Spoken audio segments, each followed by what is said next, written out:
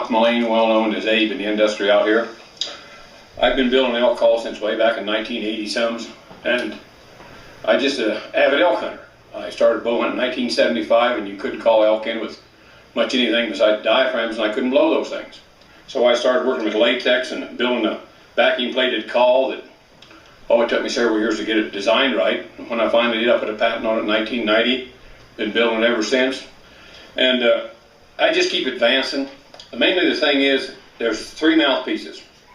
One we call the standard mouthpiece, and the other is a chuckler mouthpiece, which I call the stimulator cow call.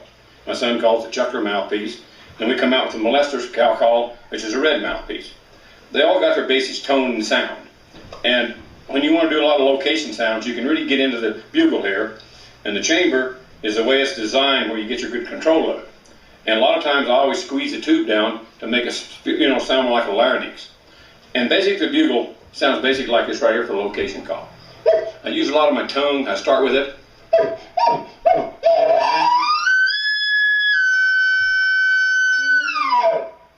And there's no need to get more into it, because if you do, you're overdoing yourself, like you're flattering yourself instead of the elk. So early in the season, like right now, pre-rut's going on, I'm always friendly about like this.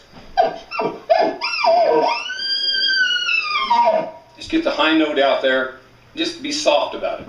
Now, you're testing the water on the bull. He's going to maybe sound off aggressively early in the season and first few days, and then he'll kind of just back out of it when you start crowding them and they start learning your attitude. And their attitude is listen to them. If you're listening to them, don't overpower them. Now, when you blend it in a cow call, as I do a lot of the same mouthpiece, standard mouthpiece, I blend a lot of tones in like this. It's lost calf call. That call will get you anywhere. You're always covering up your walking, and you're lost, and get the cows to talk to you, relaxation, and it goes like this.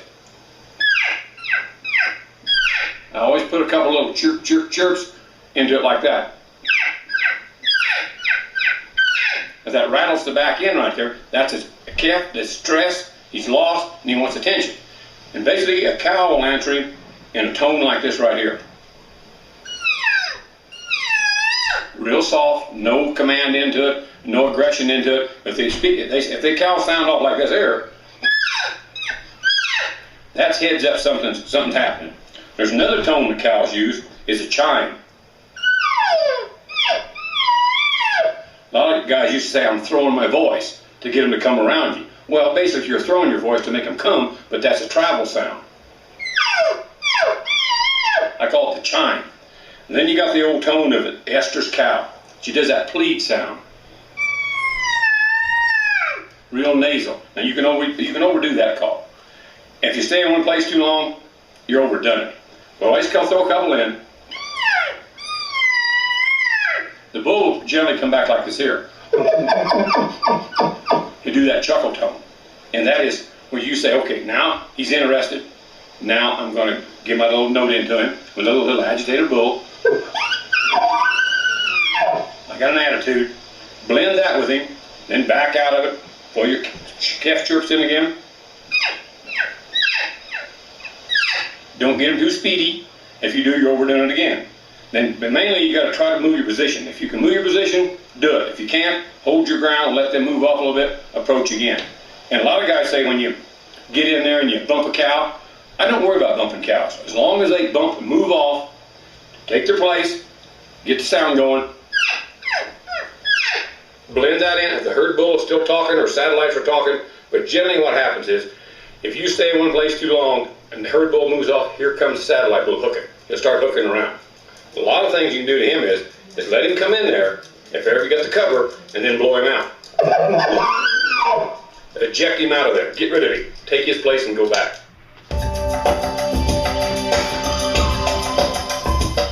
Let's say we're at the last of August.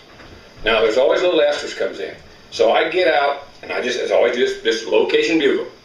A lot of guys, I try to get away from the truck or get down over the hill, a ways from it, to maybe wait a few minutes, but I do the tone like this. Just get it out there. You don't have to throw chuckles if you don't want to. But a lot of guys do. Sometimes I do. All depends on just how I'm feeling that morning, I guess. But mainly it's the note, that high note. that's what gets them to sound off. And then you can move on what you want to do, or get down, draft them, or get around beside them. I like to flank them, and I like to get my shooter out in front of me. If I got a shooter out there, if I'm doing it myself, that's a little tougher. You got to do your own call and then move. But it's just pre-rut. Don't get too stout with your calls. Don't throw too many cow calls in. I got a bad habit of doing too much of it. Most everybody does. But you're out here to hunt out. So if you don't sound off, nothing going to happen.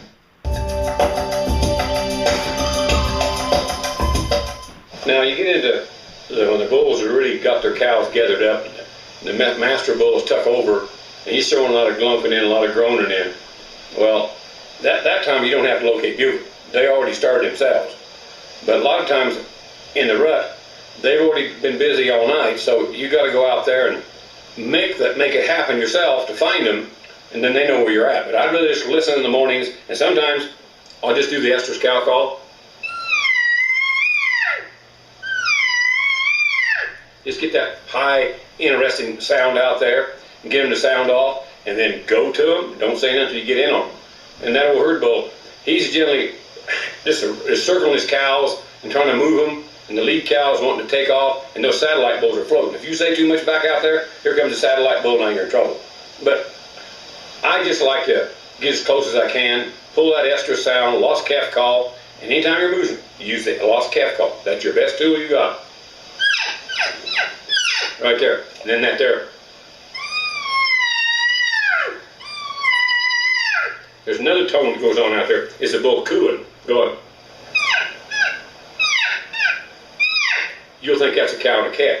That's a bull cooing. He's hung up out there. He's doing that tone right there saying, sweetie, come to me, come to me, come to me. And you can't come to him, so you plead him. I make noise, I tromp the ground, and then take your call and go. And juice him up a little bit. Generally works.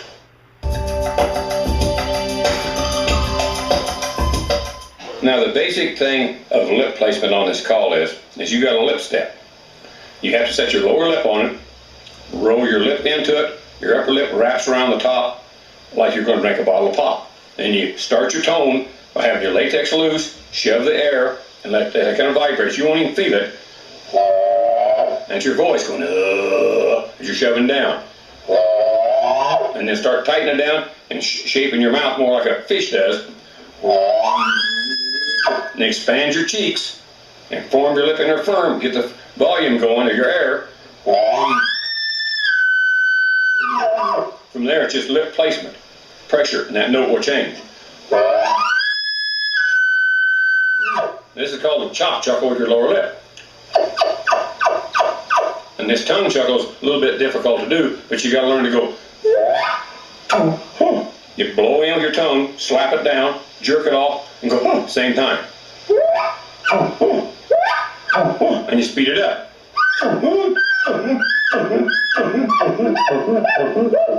And the last, you're just barely touching it. That's all your voice. And the cow call is you keep your cheeks tight like you're kissing.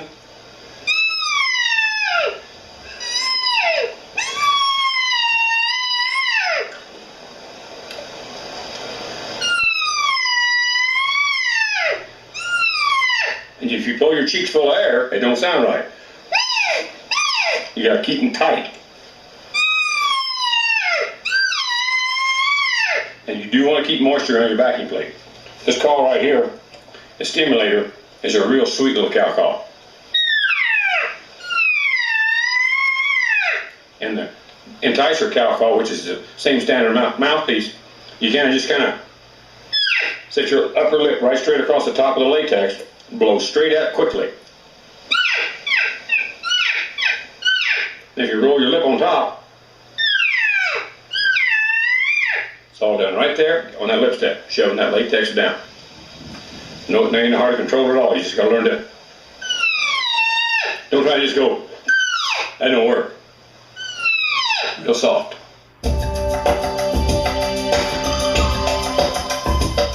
Out here in these mountain terrain you got here, your wind in the morning, you basically, as the old saying is, sun comes up, wind goes down, you know. And you get some of those side draws, you got that swirling itself up. and that's where you didn't get trapped. But it's just, we use smoke in the bottle, puffing it all the time, and your draft is the main thing.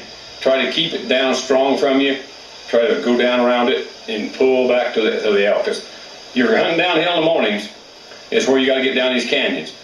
On this ranch, we got to hunt downhill. A lot of times there's not places to go up. A lot of places you can go up, that's nice. You can just work into it. We got to go around them here, get under them, and flank them. And the wind's everything. I mean, it's best when you get a bad wind, just back off. Like one time this morning, we just had to pressure because we had to get down there. We just flanked a bull, and he got the flank of our wind, and that was all over. But your wind is basically, use your wind checker, keep in your favor, and you pretty well get in on them. Sound, clunking brush and logs and stuff. Like me, I wear Nike football tennis shoes. They clink and clunk. On the gravel, they sound like hooves. And as long as they don't smell me or see me and get a good full-blown look at me, I don't worry about it. I just move in careful as I can and make my sounds and hold up and move and hold up and move and hold up and check it out. Just plain old strategy of elk hunting.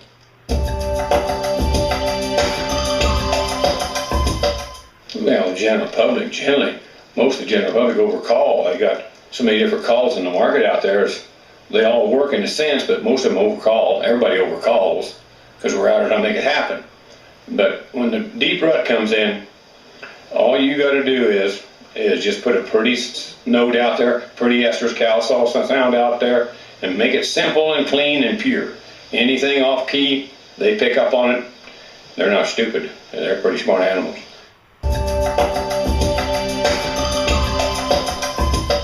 Now we got a new tube out there we're coming out now with. I've had this thing prototyped for about 5 years now. We call it the Annihilator. It's got a different tone to it.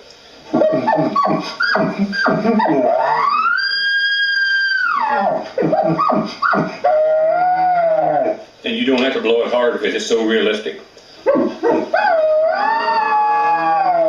I do a lot of moaning like that because you got a bigger expansion chamber in it. And it really makes those bulls stand taking notice to you.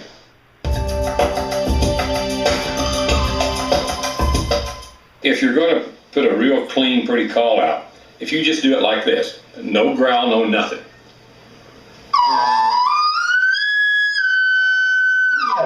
That's just a note out there. To put some realism in, you got to use your voice. Set your lip on it, vibrate. Kind of hold the note like the, and then get into it.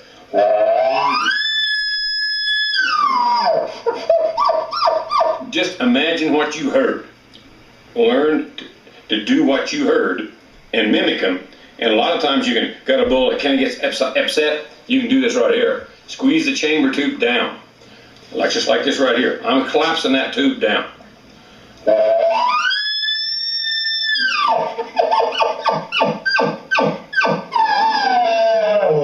But I always keep my cover down because keep all that plastic exposed sound from echoing out there helps you a lot.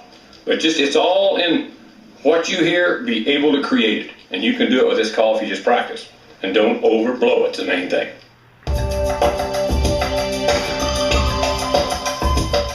I'm going to demonstrate the new Annihilator bugle to blow in mouth diaphragm. And this is the same mouthpiece, our standard mouthpiece. You just unplug it.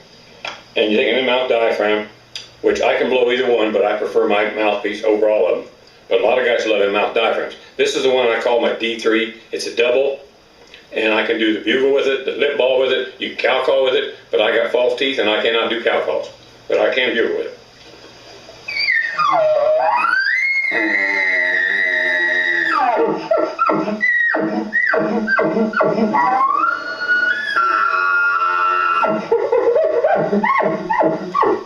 That's some of the basic sounds I do out there as a dominant bull.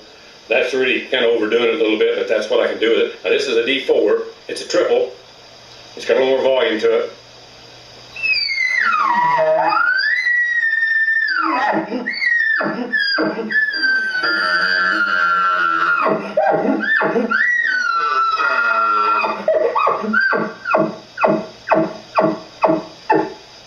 You can get that real raspy sound down in it, and that really gets no herd bull.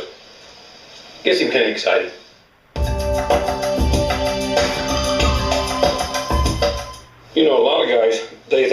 sometimes the only way to go. This call is your mouthpiece. A lot of guys can pull the mouthpiece out here and use just use it right there. You don't even have to pull the whole thing out. A lot of guys can blow it right there. You just pull the mouthpiece out, use this little entry here, you're going.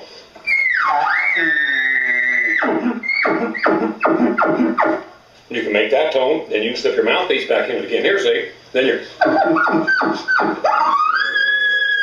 And you got a different voice. It's versatility. One thing else I didn't touch on. You see that little thing in the end of my call there? I call that a resistor. It looks like honeycomb. You slide that in your mouthpiece right there and slows your airflow down and gives you a lot more realistic sounds.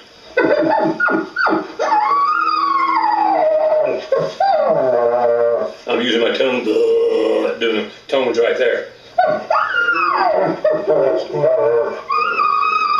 Anything to get that bull excited. I just listen to him, I mimic him, and that's what I do. Versatility is what you got. Well, you hunters out there, if you went down to your local sporting goods store or on the line or whatever and bought my videos and listened to them, and if you have, you'll see how I work different things in there. And I appreciate you doing it, and go try some of the things that I've showed you in there, and you'll probably be more successful, because it's always worked for me.